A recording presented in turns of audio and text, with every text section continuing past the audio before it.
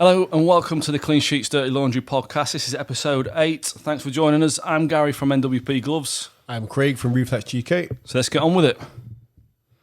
Right, Craig, what you been up to? Normal coaching life, admin life, booking keepers in, sorting courses, coaching goalkeepers, everyday Reflex GK living basically. Sweet. So you're doing a course at Easter, yes? I've got a course at Easter, yeah. So it's a bigger course, obviously. Is that all booked up? No, but I'd say halfway there. So there's still spaces available. But yeah, it's going to be a good course. We've got two courses actually. Two 3-day courses on both weeks of the Easter holidays. Sweet. Age groups? 6+. So how it works is with ability-based group. So each group will have their own coach designated to them. And they're working ability-based groups. So obviously, learning is optimal. You're not working with a 5-year-old and a 25-year-old, which you see at places unbelievably. Really? Yeah, of course you do. No way, I didn't know. Wow. So I've not been up to anything, so it's not even worth talking about, to be fair. Just flooded the bathroom and the bedroom last night. That's about it. nothing goalkeeper-esque apart from studying, or not studying, prepping for this. Any glove news? No, not yet. No. I'm waiting. No, still waiting. Still in the design process, sort of thing. I want everything to correlate. Do you know what I mean? Doing the wear as well, the training wear and the gloves. So I want everything to be, rather than that stand out and that doesn't go. I want it to be a package sort of thing. Yeah. So anyway, that's what. I had a vision of a gold pair of NWP gloves, and I feel like it's very me. Gold pair, like actual metallic gold. That can be done, can't it? Really? Yeah. Yeah, but it'd be absolutely terrible. My swan song season, a pair of gold gloves and gold. Oh, yeah, let's do it. You could have white material, couldn't you? Then I suppose like a chrome gold punch zone latex. So there you go. Yeah. Designer, right? Yeah, that'd be good, wouldn't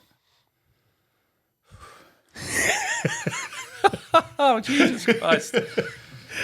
Some gold shin pads as well. I'm dipped. Right, moving on to the news. I think you're going to get your dream of seeing Ortega playing, aren't you? Edison's out for 4 weeks. Is it 4 weeks, yeah? 4 weeks, I think, yes, as time of recording this. Yeah, I think, listen, he definitely deserves it. He's good enough and it's his chance. I mean, whether he'll actually realistically can keep that spot, who knows? But it's a month to prove yourself, and also a month for big games as well, by the way. Yeah. Massive games. So I think it's a shame because he made a couple of mistakes. Well, a mistake, should I say, in a previous game. But he also played very, very well and set up 2 goals. So it's like, well, on balance, if you're playing out from the back, you're going to make mistakes, especially if you're not playing week in, week out, as you saw with Ramsdale. But end of the day, he's a class keeper. What do you think of the actual injury then, that the incident that led to the injury? Edison's normally a very calm, similar to Alisson, very calm goalkeeper, and he doesn't make rash decisions. No. What do you reckon? Just too fast for him? It's one of them, innit? It's very easy to kind of look at in hindsight, innit? Yeah, slow motion and all that, and go, oh... Yeah, it's one of them. I think it is what it is. It can happen to anybody at any time, so... Didn't he get sent off, or he didn't get sent? No, he didn't, did he? No, he stayed on. No, got yellow card, didn't he? So 4 weeks. It's his time to shine, like you said. Maybe because the contract negotiations are stalling, it's his time to put himself in the shop window. Yeah, definitely. And maybe generate a move. Definitely, yeah. As I say, worst case scenario, it is a shop window, isn't it? So 100%. But he's the Premiership goalkeeper roundabout. Someone go to somewhere he feels in Villa or Newcastle or wherever, couldn't it? I genuinely think he would suit United to a T. You reckon? With the way Ten Hag wants to play. Right, so what? Ramsdale 2? Ortega 1? We said that last week. Yeah, but obviously, we talked about Ramsdale. I can imagine that by both of them. He wouldn't go, would he? City? Come on. But he's not really a City icon, though, is he? It could be done. If Schumacher can do it, flipping out, Ortega can do it, can't he? Yeah, but he ruined his legacy at United, really, by doing that, didn't he? At City? No, he ruined Schmeichel. Yeah. He should be. He's never done it at all. But could be a statue out there for him, shouldn't he? Him when the ball went over his head, like that. That'd be a statue. You love talking about him getting lobbed. He never even got lobbed, you know. He did. Everybody got lobbed them days. With the net's bigger or something. With the net's bigger. Yeah. Moving on to Real Madrid have said they are not signing Azabziana, whatever his name is. Obviously not. So he's coming back to Chelsea.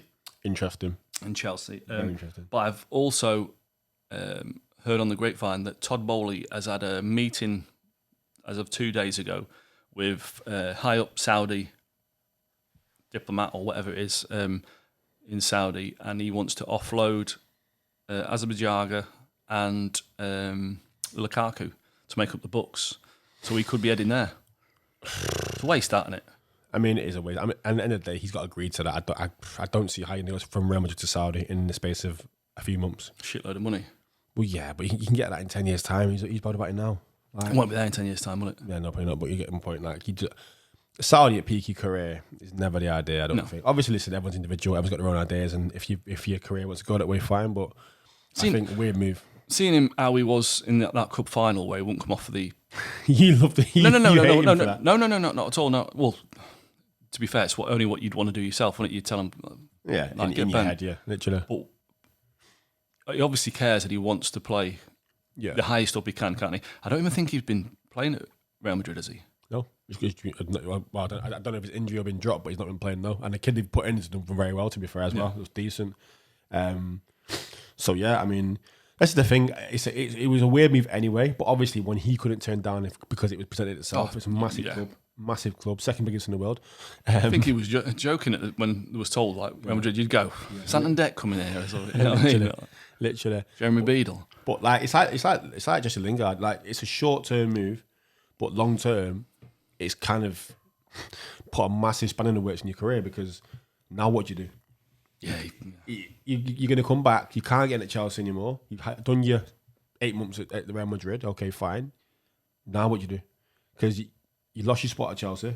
Yeah, he's got to start again. And How's he going to play? Yeah. Again. Surely he moves on in the summer. He's got to go. He's definitely got to go. 100%. But where does he go? Is he better than... what's the lad in there now? I like. Do you know what? Kepa, I think last season, I thought this is why the move to Real Madrid really...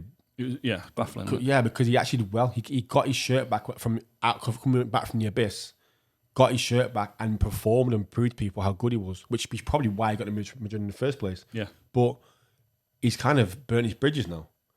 I don't know how that move come about. I said it before, but either way, I don't know. I don't know how you come back on good terms with your club there and you go back in and there's number one. It doesn't happen unless it's in front of you. He never forced the move though, did he? They come in for him and they've agreed it, haven't they? So I don't know. I don't think he's. I don't know how. It's not like some players where they go on strike to get the move. No, but what I think's happened is his agent's got a massive part to play there, and he said, "Listen, I can get Kepa out of Chelsea if you want him, because De Gea is available, and that would have definitely been on our radar, and Kepa's number one at Chelsea at a moment in time. So there's no way Chelsea said, "Oh yeah, come and take our number one off us." Like I say, when you say De Gea was available at the time, why don't they just go for him? Because I think long term he would have wanted a long. He wanted guarantees and and obviously you basically get two number ones. You've got Courtois and De Gea at the same club. Yeah, crazy. They'd have said he's number one. You're just filling in. Yeah, so one way or the other, yeah. Someone's got to sit on the bench who doesn't want to. So, and for next, moving on to, I want to say hello to a listener, Paul Robertson, the goalkeeper from the 90s. He's obviously listening. He's come out and said Ramsdale will take Chelsea to the next level. He must have been listening to you. Obviously, that's what happens over here. We speak and it gets listened. That's right. Yeah. He would. I agree. Yeah, I think he'd take a few teams to the next level. Anyone from, like say, Newcastle, Villa. Like say, maybe United, not Liverpool, not Chelsea. City. Definitely Chelsea. Definitely Chelsea. Tottenham as well. I know that. I do not know any name of goalkeepers. Yeah, I know he's doing well, but I think in the long run, he would take Tottenham as well. So it seems every week we're talking about Ramsdale, isn't it? It's an odd situation. You get team of the year, and then you get bombed. It's just like, I mean, listen, it's football, and it doesn't surprise me because it happens everywhere in football. But it's just such a strange. You've got a goalkeeper who's on the up, who's had points to prove and proved them, who's got the ultimate accolades in obviously getting team of the year ahead of all of the Premier League goalkeepers in the league. Ahead of Raya, by the way, just to add. Yeah. And then he gets dropped for Raya, who, listen, my opinion on Raya is split, but I just don't think he's better than Ramsdale. Listen, you ain't getting his shirt now, are you? Especially No, it's done. after Champions League the other night. Yeah, it's done. That ship sailed. Right, move on to Keeper of the Week. Have you got any nominations? The irony is bliss. I'm going to go for my favourite goalkeeper, David Raya. You just what? Yeah, we could You're an enigma, you are. You're an enigma. I know, I like to, you know what I mean? I'm objective, it's fine. Why is that? I think, obviously, the obvious one to the pen, it was two very, very... They are not average pen saves, by the way. The first one... Oh, full hand, now. That's how you save a pen, by the way. Cover the goal as best you can. And so the pen saves, yeah. But also in the game, it was solid. That's a big game for him. And also, he's coming back from not playing, which one game, okay, fine. But it's still one of them weird situations. And he's then now got to not make a mistake himself, because Ramsdale's just made a mistake and all eyes are on him. So I think he's come out and he's cement his plate. I think that's the final nail in the coffin for Ramsdale. And I think it's a really good performance. So he needed it. He's still not by any means convincing. I think there's a lot of people out there who look and go, why is Ramsdale not playing?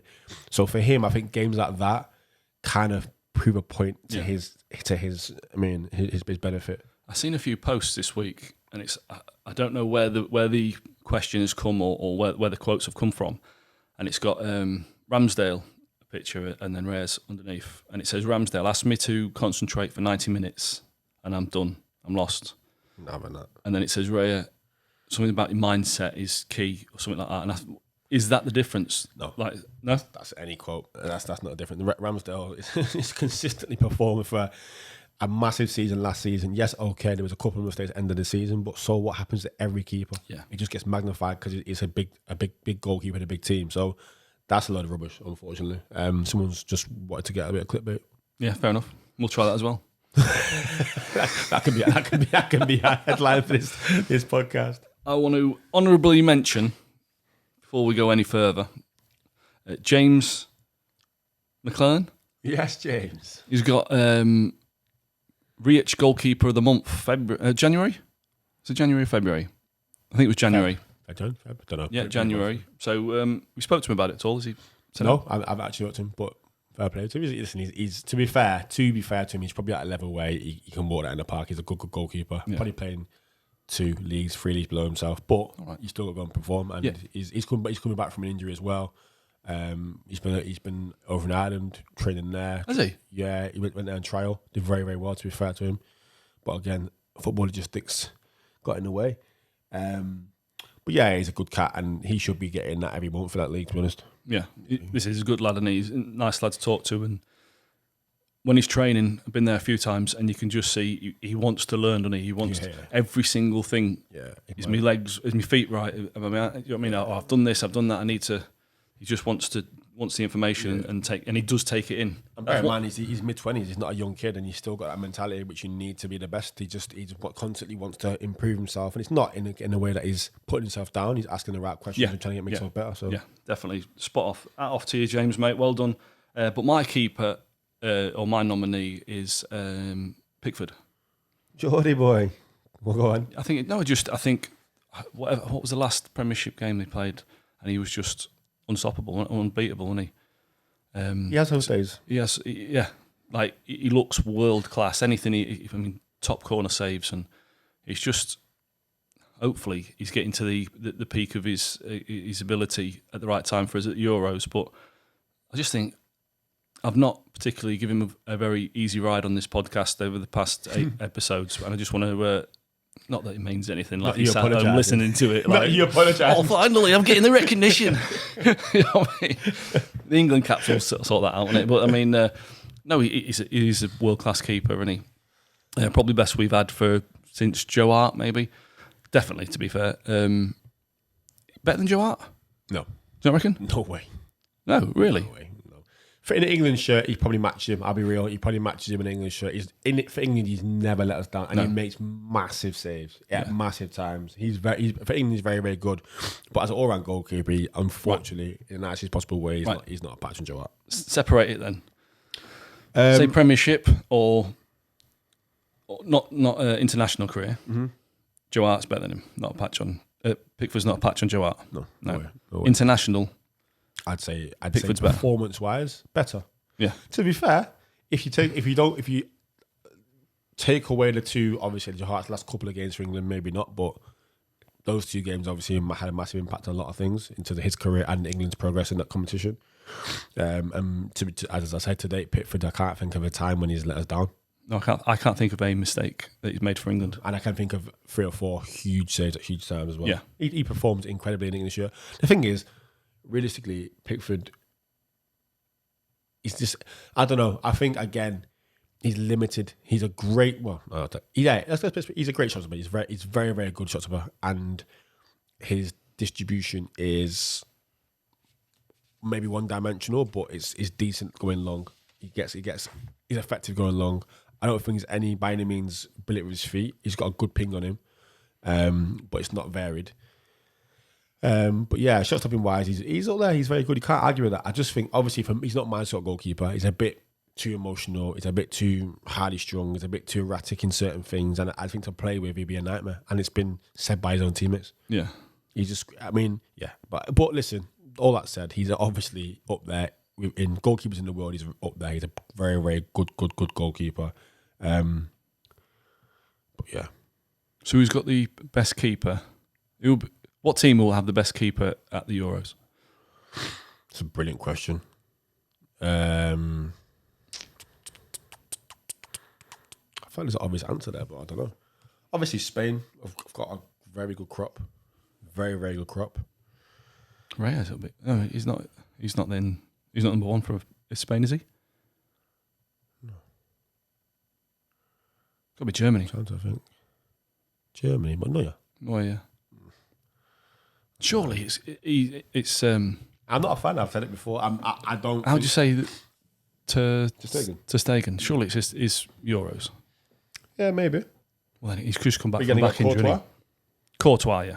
There you go. There's a good free Donnarumma. Donnarumma, Italy aren't there, are they? I don't know. They're not there. I'll talk about them. I'm sure. We'll see. Yeah, no, not are they? If they are there, I'll just edit this out. Anyway, because I get it wrong. No, yeah, there's a lot of keepers. Obviously, Pickford's not the best keeper there.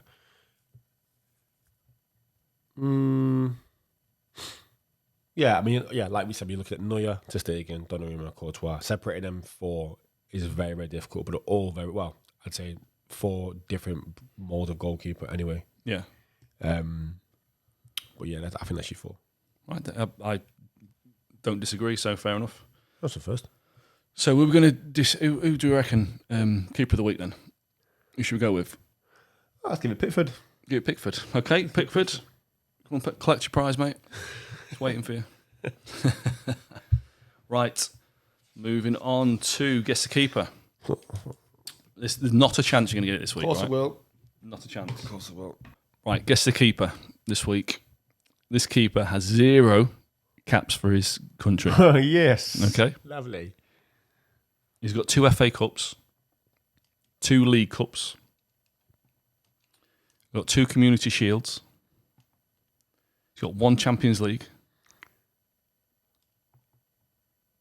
1 Golden Gloves, and 1 Serie A. Oh, I was going to say Garrys, but you said Serie A. And Serie A. 1 Serie A. Szczęsny. Nope.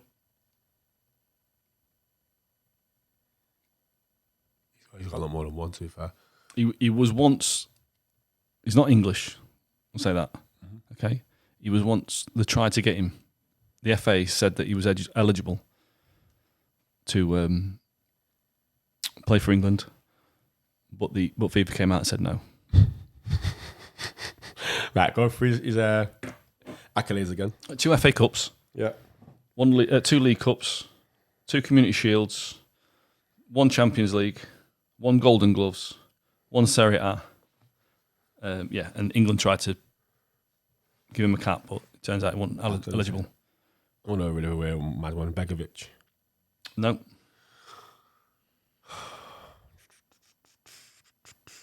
He was bought for 200,000 euros or pounds. Kasper Schmeichel. No, from a Serie C side. Oh my god. Right, so he's going to be Italian then. Yep. His dad played for goal in AC Milan, and his father and his grandfather was a defender for another side. I can't pronounce it. Italian goalkeeper. He has a pilot's license. I know that. No, it is. I can't think it is. No, I know that is as well. Well, he knows it. He knows it, but you just can't think. That's the name. He knows it, but he don't know it. I know, but I don't know what I do know. Come on, it's on the tip of your tongue. He once got sent off in an FA Cup game for trying to knee Dean Windass in the head. Or he did knee Dean Windass in the head. It's a red card. Right, and I know it is. I can't think of a name. Oh my god, it's a name. Do you know? Go on. I'll give you the last clue. Go on. And you should get it from this. If you don't get it from this, you take them headphones when off. I sit here though, everything just goes. Just the pressure. It's so much pressure. Right. Go on. He was injured once for a year. He had both his wrists was fractured and his pelvis was fractured because of a motorbike accident. Why should that help me get it? Because that's the only Italian goalkeeper. So Italian goalkeeper that had a motorbike accident on the way to training, fractured both his wrists and his pelvis, and then he tried to sue a single mother that he ran into for 300 grand because he's skin. Oh, my head. Come on. Cudicini. Oh my god. Come on, you could have got that, couldn't you? I know. That's so easy. Wah, wah, wah. Back to square one with this one. Back to square one. Hey, running streak had to end sooner or later, didn't it? You got a bit too cocky last week. Had to. He was a cat, by the way. What a keeper. Very good keeper. Very good keeper. Very underestimated keeper, wasn't he? Yeah. He went to after Chelsea. He went to Tottenham. It happened when he was at Tottenham. Did well at Tottenham as well. Yeah, and then to be fair, he took over from what was that Dutch? We spoke about him before. That Dutch keeper. Yeah, took over from him, and then Czech took over from Cudicini. Yeah. He went to Tottenham, where he played, and then they bought Brad Friedel, and he was second fiddle to Brad Friedel, and then Lloris come in, so then he was like third choice. So then he went, and I think he went to LA Galaxy. It's not, and at the minute he's at Chelsea as a scouting coach or scouting editor. He was assistant at Chelsea not so long ago. Was he? Cudicini. Oh, yeah. That's mad. So that's guess the keeper, and he didn't do it. Right. So what we're going to do is each week, I think, would be a good idea, is to rate every team in the Premiership goalkeepers ever, to say who's come up with their best keeper that they've ever had. Yeah. Okay. From A to so, C. Yeah, we'll start off alphabetical. Is that all right? It's all right. Let's do it, mate. So Arsenal, what a team. right? Best keeper ever. Best keeper in Arsenal's history. In the history of Arsenal. We'll go for the Premiership history because right. Well, we can't count Pat Jennings and. Why not? Poor Pat. Because I don't know. Did you see him play? Of course I did. I was like 15. You trained him, didn't you? You had him under 15s. Well, you've got Bob Wilson as well. Poor Bob. R.I.P. Bob. You're either going to have to go with, obviously, David Seaman, Jens Lehmann. I mean, you can't really put Szczesny in there. You can't put Almunia in there. What about John Lukic? Who? John Lukic. Blind John used to call him. So it's going to be out of Lehmann and Seaman in it, really. Mark Poom. What a Derby County legend he was. I tell you who we missed off as well. Graham Stack. Stacky boy. Old Stack. Part of the Invincible squad, wasn't he? Yeah. Do you know him? No. The way you said Stacky boy, I thought you might. I mean, I feel like I know him. I signed him a few times on Footy Manager. So Seaman. I tell you who the one that everybody will forget about. And I think the best keeper that's been at Arsenal, not necessarily the best keeper for Arsenal. No. Go on. Check. Better check. Yeah, but he wasn't. That's what I'm saying. He was the out of all the keepers, I think he was the best keeper that Arsenal had. Yeah. But he wasn't the best keeper at Arsenal. Yeah. Do you know what I mean? Yeah, let's go at though. While we're there, obviously. I know. Just spread it out another 30 seconds on the podcast. Great It's called a conversation. Large conversation. Bang on. Layman, Seaman. It's got to be Seaman, obviously. For me, it's not really a question. I don't even like. I'll tell you as well. Martinez. He was there, wasn't he? Oh yeah, and flipping Leno. Yeah, sorry. That's wild. They've had some cats. They've had some very, very good keepers, haven't they? And let them go as well.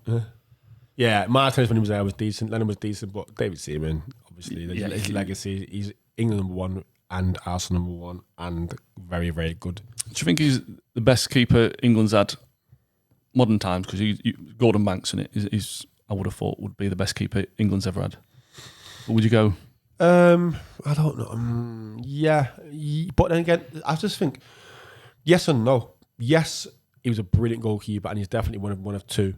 I think the era of Joe Hart, bear in mind how long he played at England for and how well he performed. You don't realise how long he was But there. the thing is, if David Seaman had made that Ronaldinho mistake in today's age, he'd have been hammered on every platform going. Yeah. It wasn't. He'd have ruined it, to be fair, wouldn't it? Yeah, it would have been a big thing. So Joe Hart, that's what happened to him. He made a couple of big mistakes at Euros.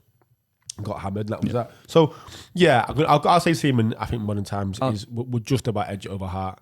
But Hart's up there. Hart gets, honestly, it's so underrated. For that era of goalkeeping, you couldn't touch him. Do you think his haircut snackered him?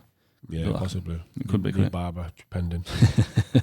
So that's that. Best keeper in Arsenal's history, or best keeper in history for Arsenal. We both agree, David Seaman. But do you agree? But do you agree? Comment below. If anybody we missed off, actually, I don't think we did. I can't think of anybody else. Can you? I forgot about Leno and Martinez, to be fair. Leno and Martin. But, you know what I mean? Obviously, I know. About a 10-minute career, but job done. Yeah. So that's that. What do you want to talk about? Because I've got 27 minutes. that's me done. Romeo done. Taking Peter Schmeichel out of the equation. Impossible, but go on. Right, just imagine. Just think of him in a City shirt. Okay. Yeah. Right. Who is the best? Who was your hero keeper other than Schmeichel growing up? That's a great question. It's a really good question. Well, obviously, it was Man United England, so it was probably David Seaman and Schmeichel. But I like David James a lot, and I think at that time he was obviously people were raving about him.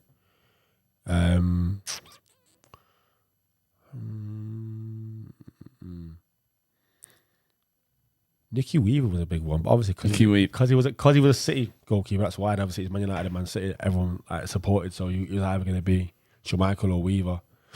But yeah, I liked him actually. Ian Walker for some reason. Ian Walker. Yeah, with the haircut. Yeah, like little Bob. Yeah, Ian Walker. Bob and the cocoa pop on his lip. But yeah, it's mad when you think of that era of goalkeeping compared to now. It's almost different sport, isn't it? Yeah, yeah.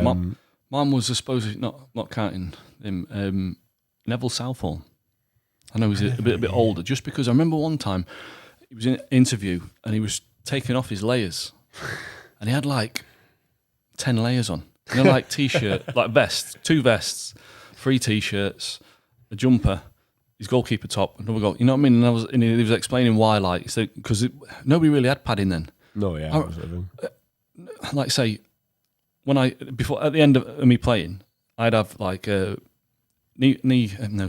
pads in like a wrestler, like a Hulk Hogan or something like that. Just because the grounds that he was playing on was hard. I remember going to training with an old goalkeeper coach. He must have been 65 at the time. Opened his boot, Ford Escort. Opened his boot and he had like a bag of balls, and then he had like foam out of his settee, and he'd get them, fold them, put them in his underpants or his shorts, you know, on his hips and down and in his top. And I was like, "What are you doing?" He's like, "It just saves the knocks and all that." And it's like, "Oh right, yeah, I didn't even think of that." So like say Neville Southall was wearing wearing all these t-shirts and all that, and I sort of did the same sort of thing. So it'd be like February and I'd be sweating. And we'd be like looking at you.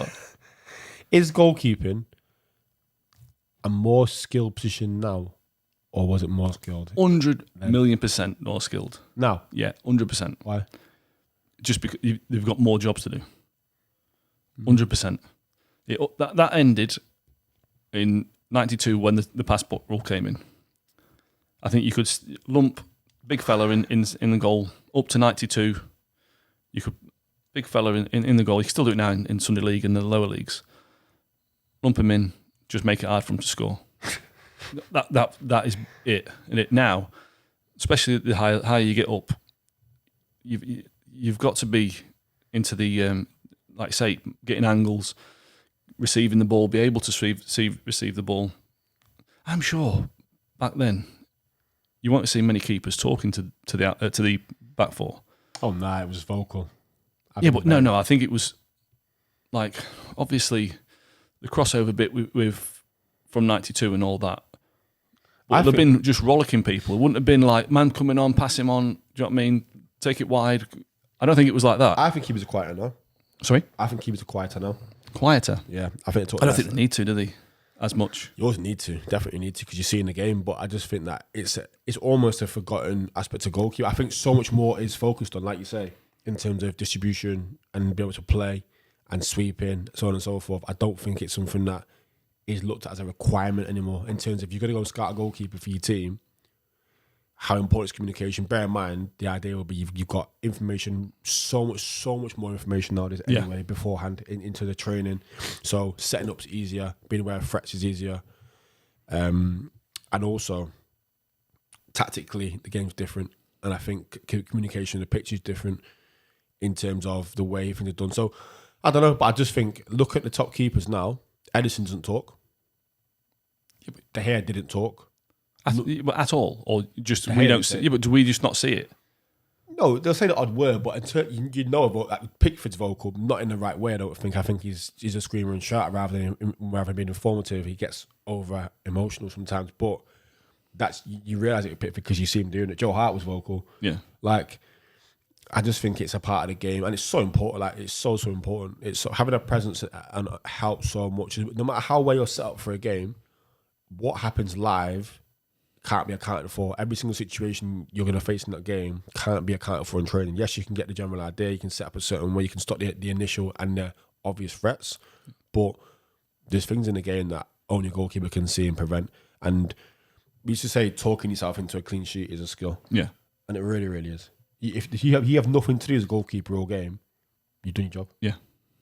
So, I think. So do you think it's a tougher spot now? Tougher now, yeah, definitely tougher now because, like you said, what was the question? More skillful? Yeah, is it more skilled? I think the art of shot stopping is no longer as important, and you see that if you compare De Gea and Anna, if you compare Ramsdale Raya, right? If you compare Joe Hart and his name Claudio Bravo, all top shot stoppers who've been replaced by average shot stoppers with better feet.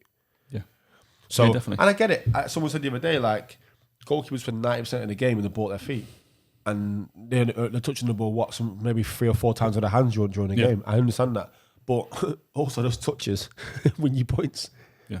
The best goalkeepers in the world. How many seasons did we say, was it talked about De Gea when you're United points? That wasn't done by passing. No. It was done by shot stopping. Shot stopping, definitely, yeah. So, yeah, I think it's definitely, there's more requirements now, like you said, there's more demands. But I think also the skill set is different in terms of it takes a lot of skill to be an incredible shot stopper.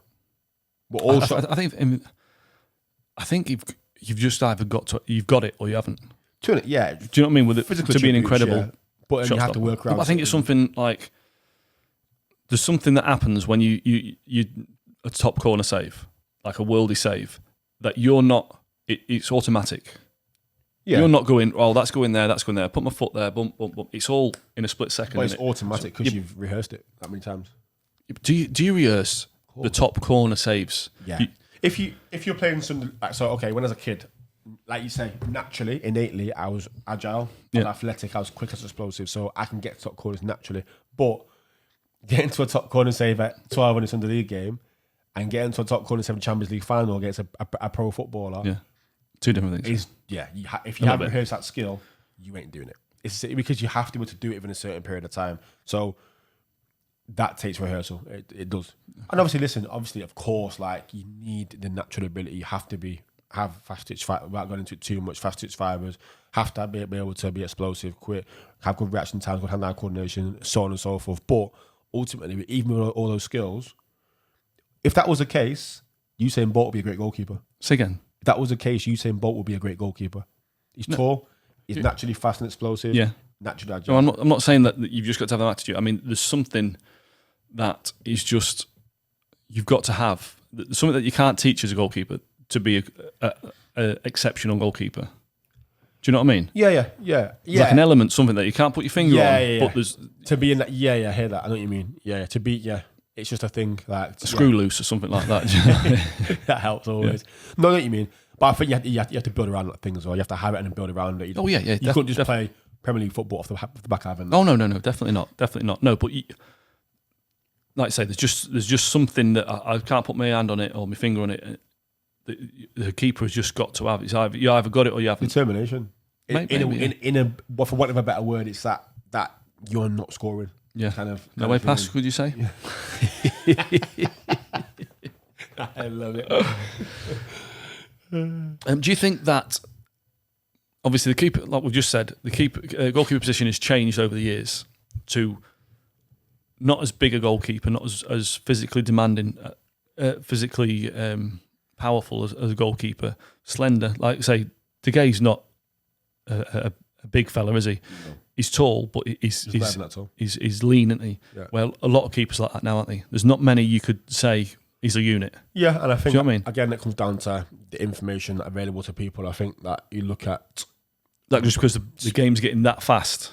Yeah, and also physical contact with the goalkeeper is minimal anyway. Yeah, and we get away with a lot of it. We get protected a lot. So being big, I mean, it's ironic coming from me, but being a bigger goalkeeper doesn't always help. Just depends on your body type. But yeah, I mean, again, whereas De Gea coming to Man United in the first foot is right, getting physically better. Yeah. No, I don't think that's the case. I think they don't really bother too much. So do you think that could change? As this season is so far, it's being highlighted, or I'm seeing more of it. They're putting people on the keepers. Yeah. The keepers are getting pushed about on corners, on crosses. They're not finding a way. Do you know what I mean? In the noughties and the 90s, if the ball went up in the area and the keeper came out for it, there were strikers and defenders sprawled out in the wake of the goalkeeper, weren't they? Yeah. Where now it's not, is it? It's a keeper's falling on the floor and everyone's looking at the ref for a free kick. Yeah. So do you think maybe that could change in the future? It going which way? Less physical, more physical? No. The keeper's getting a bit more having a bit more protein and bulking up a little bit. Yeah, I mean, again, I think everything now. I think the difference is when, let's say, we were kids or we were coming through, it was all theory. So big goalkeeper equals strong goalkeeper. Yeah. Now it's all science. Now it's all data and numbers and okay, what makes this happen? What makes it so? What they're doing will be balancing. Okay, how much should this goalkeeper weigh to be able to perform X, Y, Z? Do you know what I mean? Yeah. So it's like, well, okay. Well, if he weighs a little bit more, his speed's going to come down. Exactly. Or his leap's going to come down. And yeah. I mean, it depends on the club you're at. Some clubs won't care, but a lot of clubs do so much testing and so much analysis these days, and it's getting more and more and more that you will have to, like, depending on the manager you've got and the coaching staff you've got, they'll come in, they'll say, right, you've got to come in to training each day or each week or whatever at or under a certain weight. Yeah. Simple as that. And if you don't do, here's a diet plan, stick to that for the next few months. And pre-season, same thing. Here's your weight. Do not come back at pre-season over this weight or you're not training. Right. So, yeah, I think it's changing. It's changing dramatically in sort of ways sometimes. Like I say, little things like that. But like I say, physicality at the minute. Like name a big goalkeeper, a unit. I seen Nanana in person. Yeah.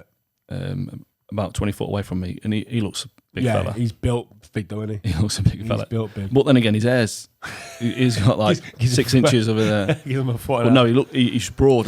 Obviously, they're all big fellas. You don't on the telly they look really small, don't they?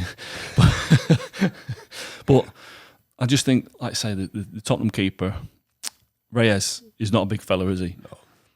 Martinez is bigger than I thought when I looked into it. He looks pretty big, to be fair, yeah. And he's physical in he as well. Yeah. I suppose they're all physical. It's what the actual keeper, what the managers want from him. And was your dad a pushy dad for a keeper? No, just to go to the park and just kick balls. Like I loved goalkeeping from ever. For as long as I can remember, like I played in goal no matter what. I don't know why. I can tell you why. Yeah. I mean, something just clicked. The same with me. It's just something I don't know what it was. Just isn't it? Yeah. And we literally used to go to the park like every other day, and it just smash balls at me. Yeah. And I just like literally for 2 hours straight, just throw myself around like literally. I'm in this goal, a field called Fox's Field. I mean, to drive there, and I get changed when I got there, and then just literally rain or not, I just be flinging myself around in this goal like non-stop for hours and hours and hours. He'd be knackered. I'd be like, "Come on, can we stay?" Like, no, I'm like that. Literally. But that's literally how I didn't get any coaching really until I was in my teens. Yeah, no. I was just a natural. Well, not even, I wouldn't say natural. I just loved it. I loved doing it, and I was just good at it. I remember going to first football training. I went to under 12s or something like that, and it was like, you got the three biggest kids that was there. You're going to be the goalkeepers. So all right, over there, and then we trained just a fella kicking balls at us, and then went back into the changing rooms at the end of the session, and they went, right, we're playing on Saturday. Everyone there. So before I played football, I played rugby. So he's like, any questions? And I went, yeah, do I need to fetch a groin guard and a gum shield? And like everyone started laughing. And they went, yeah, it's football, not rugby, son. I was like, oh, right, okay. You know when you think, yes, I didn't want to ask that. I shouldn't have asked that. Like I said, my dad drove me about everywhere for trials and training, and couldn't have asked any more, really. Wasn't a pushy dad. He did, like I say, drove me about everywhere. I remember going to Newark. He played for Boston United, was on trial at Boston United, and he trained at Newark. Because of I always thought growing up that the players would live within a short distance of the teams. Yeah. But when you get to like non-league and League Two and that, they're all like mercenaries, aren't they? Do you know what I mean? They all come from, like I say, was at Boston, and there was players coming from Sheffield, coming from Nottingham, and just everybody met up at Norfolk. Not Norfolk, at Newark, at a school, and just trained there. Yeah. I was just like, when they told me at first, I was like, is that right? Yeah. But my dad took me there and that, and yeah, I remember it must have been after I'd played for Selby. I was driving back. I must have gone. So I went and told the manager, I'm not playing. Rip me signing on form up or whatever, because I had a bit of a falling out. I was driving home and it was silent. And my dad said to me like, "You got to keep trying. And I said, "I'm all tried out, Dad. I'm all tried out." And that was it. Then I just started playing Sunday League. And it is hard. Our keepers, that two really talented goalkeepers, done the same thing. They kind of got them to a point, and then they've gone trials here and everywhere, and they just haven't got look at the draw. But that's just football, like, and it's life, innit? And it happens to everyone, even to the point. Look at people like Ryan Giggs, who got released from City, and Danny Welbeck was the same, and players from every team everywhere, top players who got released at some point. And it's just football. You just got to have the get up and go again. But it does get difficult. Obviously, the more not but you get, the harder it becomes. Obviously, but if anything, like I've played this sport forever. Like it's just a case of you win some, you lose some, and you will get an opportunity somewhere. You just got to keep going, haven't you? Yeah, definitely. Just got to keep going. I remember, I knew when I'd had enough playing football. So I remember getting up and my mum saying to me like, "Have you got your kit ready?" And I was like, "What for?" She went, "You've got a game today." And I was like, "Oh yeah." But when normally you'd get up and you'd be like the night before and get everything prepared and you'd be nervous and all that. And it got to the stage where I was like, I'm not bothered. Like, I've got to do that at 2:00. I'll go and, you know what I mean? Do you know what I mean? So that's when I turned it in, and I was just doing it for fun on Sunday League. No, I hear that. I mean, I stopped playing I basically retired at 29. Same. I've never ever not watched playing football. I've never not woke up and thought about it. Never thought about ever not playing it. I couldn't imagine my life without it. And then one day I was just like, nah. And I think it's just because obviously I'm an ambitious person, and I also know my talent. And I've got people around me telling me my talent, and I didn't always use it. It was always evident. Do you know what I mean? I'd have bad games and bad periods, but I think obviously when I've come back from an injury, well, 2 years of an injury, should I say, and I'm looking going, I'm so far off where I need to be right now. It just seemed impossible. And I can still play. I was still playing Conference North at the time. But I was looking, going, I'm not going to get to where I want to be here. And I'm putting all this time in, all this effort in. Yeah.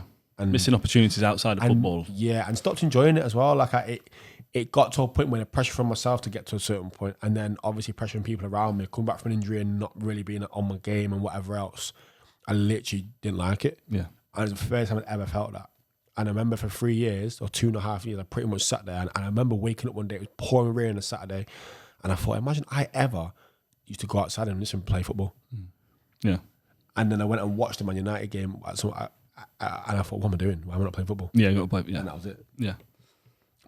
Yeah, it's you just got, like I say, there's a Sunday team I used to play for started back up, and they put me in the group the other night, and I'm like, to my wife, like, they've started up. She's like, you are not doing that now. You couldn't walk last time you played. I'm like, I might just go have a watch. I think, like, take my boots in the boot and my gloves.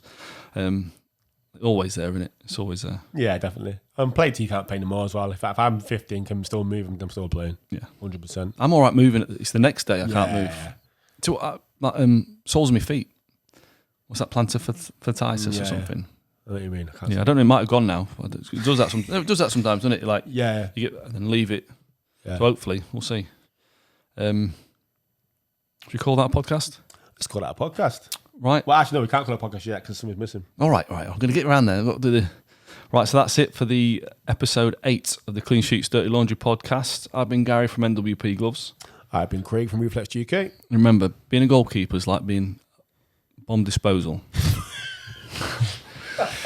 One wrong move and it all blows up in your face and you've got no friends left and you've got PTSD for the rest of your life. That's actually class. Have a good week, everyone. That one.